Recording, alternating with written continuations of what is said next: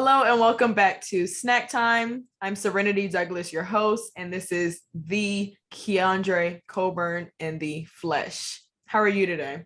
I'm doing very fine today. It's a blessed day, another opportunity just to live, and it's on to the next. I love that energy. I like that energy. It's kind of, I feel like you're answering me like that because you already know in what route this interview is going to go.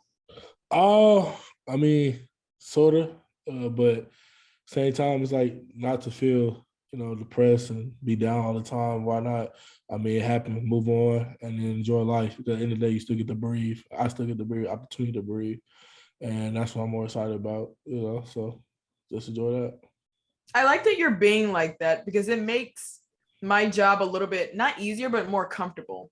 Because I was really nervous to interview you guys today because you never know how it is. You always see that reporter get like cursed out by the coach or the athlete, and I know how awkward it can probably be, especially like with these new NIL deals. Like, you guys are still in college. These interviews after, like a tough loss, they don't come often. Mm-hmm. So I completely understand how it could be kind of strange, but I feel more awkward than you do, I promise. You good.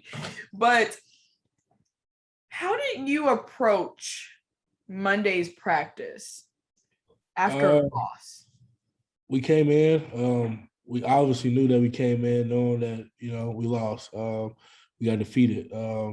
It felt bad. It looked bad, and we know we had something to fix. And we knew that we all, as a unit, as a team, didn't play their best. Obviously, because the scoreboard showed that we didn't play our best.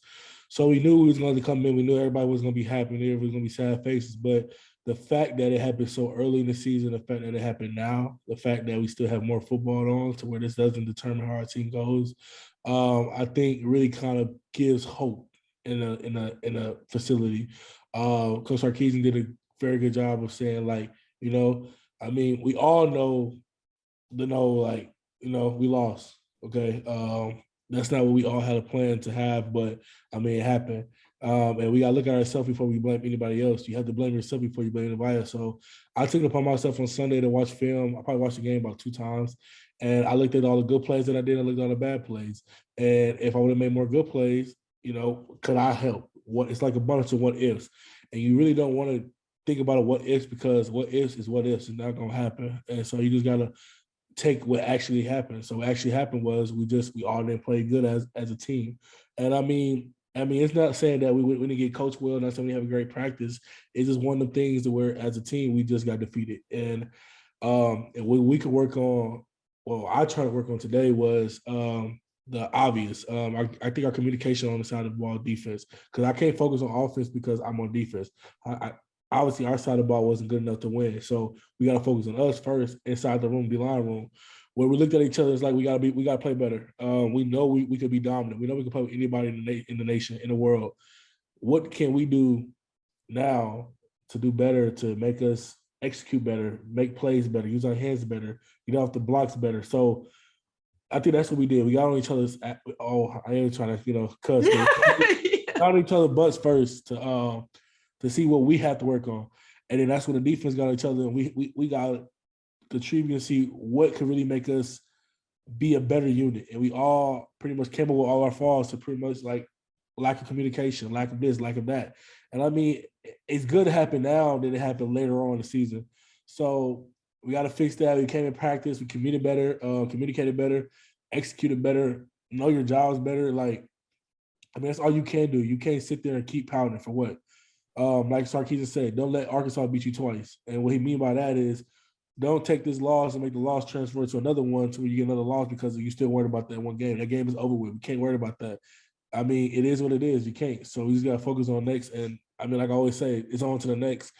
And it's on to Rice. But I mean, that game has a lot of lessons. I learned a lot of lessons. I think everybody did. And I mean, it is what it is to the point to where I'm not crying about it. I'm not, because there's so much more football to be handled and be played. So why not? Well, the interview is over now. You covered every point, Snacks. Yeah. I like it. I like it a lot. Talk your mess, because at the end of the day, what are you gonna do about it? You know, it's kind of like, what do fans expect you to say? What, you know? Fans, it's a tough loss. Yeah. Any loss. It doesn't matter if you lose by 1, 40, 50. A loss is a loss at the end of the day. It goes on the record. All we ask for our fans, all I ask for, and I expect the team to ask for is, support. Football is still going on. A lot of teams lost first game. Not every team, like Sarkisian say, you name a team in NFL in the past couple of years that finished undefeated. You name in college. It's one team in college to end undefeated. I'm not trying to put excuses out there and cover up what actually happened, but at the end of the day, it's like, it's not over. No, It's absolutely over, not. You definitely are not making any excuses. Every single point that you made is completely accurate. You said, I can't worry about the O line because I'm worried about the D line. Like, I can't worry about the game 2 because I have game 3. I can't sit here and pout because then Arkansas is going to beat me twice. I can't say that, it wasn't all on me because I'm on a team. You said everything that needed to be said. So I hear no excuses for Mr. Keondre Coburn at all. I'm very excited. I said it was going to be short. I wasn't expecting it to be like 3 minutes short, but but I think this mindset will help a lot of freshmen on your team, will help a lot of incoming college athletes and just athletes, really. Like, I think that everything you just said was extremely inspiring, because it can be hard to bounce back, and it's extremely easier said than done. It's kind of like when I would talk to my parents if I have a tough race, they're just kind of like, oh yeah, just forget about it. And I'm looking at them like, I didn't bust my butt to lose. I'm pretty pissed off about it. But your mindset will just radiate success. And I think that just keeping that same tone and that same motto around your other teammates will just help them to stay pumped up. And that's what I wanted to ask you. Before you wiped out all my questions, that's what I wanted to ask you. Who displayed the most leadership? Honestly, besides yourself, because I see you were one of them. It wasn't a specific person. If you want to say Morrow had a good point today in a meeting to where he said, pretty much what I said. He said, look at yourself in the mirror before, take criticism, take your failures and actually try to learn from them. If you messed up, own up to it. That's specifically what Morrow said.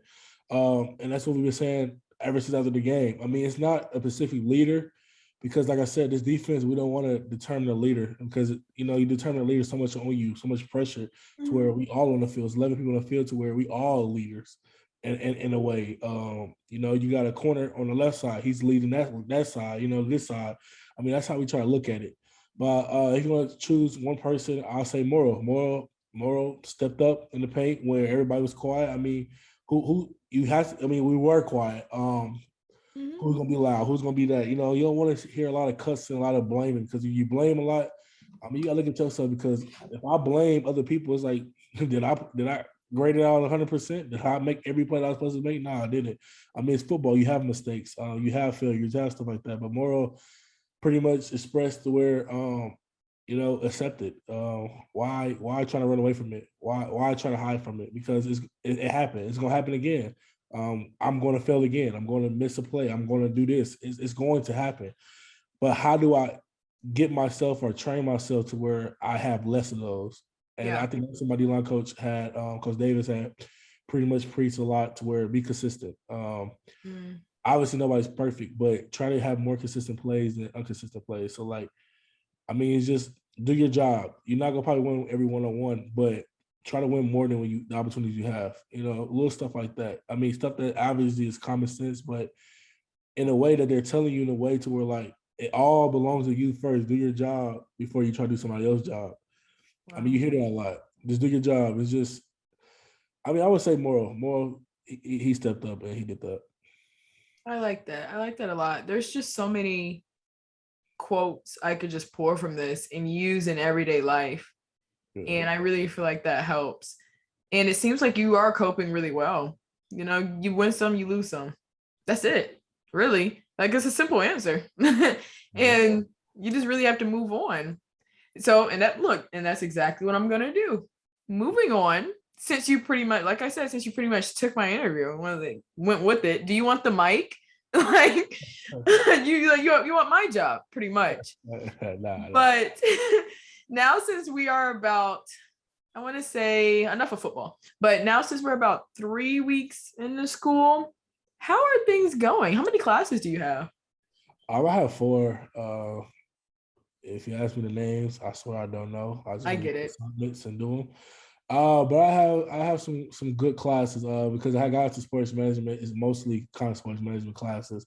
I really don't got to walk far. You know, walk to the distance. I'm happy about that. Go to the tech and go straight to class.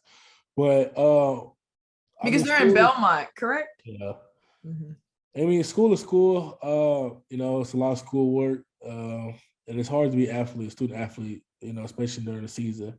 But like I said, time management is probably the biggest thing for any college athletes or college student. Anything you want to have time management and know when you gotta get your stuff done. So I try to get my stuff done. Most of my stuff done before I head to the game on before Friday. If I got stuff done this week, Sunday I took upon myself to do some work, and today I really try to really get most of my work done because I know the rest of the week is gonna kind of be challenging instead of me. I mean, that's me. You know, people are different. People like to do it the day of. People like to do it a week ahead. So, you know, that's my type of strategy that I like to do. I mean, it's a lot of work, but I mean, I've been in college, so I mean, it's nothing new to me. And right. Get it done. You just do your assignments, and you know, you get it done. That's all that matters. You know, because yeah, I mean, stuff like that.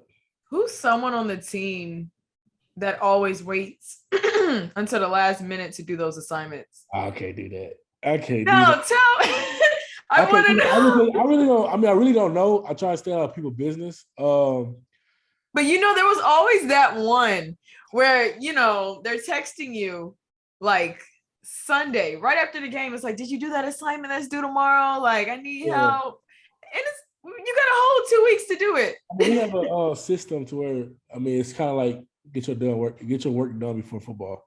Okay. And so I think that's kind of strategy that we did. And even before, I mean, I just stay after practice and try to get my work done. So I mean, you got people that probably will wait till last minute. I can't give out no names. Snitching, telling my brothers. But man, you're acting like you're telling us their deepest, darkest secrets. I could probably guess. I can't do that. I can't do that. You probably guess. I could probably guess. Look, the one who is just like, we have a 2-page paper due. Yeah. I thought it was due next week and yada yada yada. That's difficult. I hate papers, but well, I'm happy everything is going well with everything. It is a lot to balance being a student athlete and nowadays a celebrity mixed with a student athlete and then a student. It's a lot. But once again, thank you for taking the time out on your show. It's snack time. I love it. I really like this one. Full discretion. You give me a lot of information. I got the best show out there. No Demo. Okay. Show. You said it, not me. Snack time has the best show. I really feel like the Demo show will challenge that because he likes to say that he has the best show. We actually mentioning that we need to combine one time. Yeah, we'll combine it. And we'll make something shake. But please like, comment, and subscribe to the Texas Football Orange Bloods YouTube channel. Oh, I said it backwards, but it's okay. Everybody gets the point, and we will see you next time. See you next time.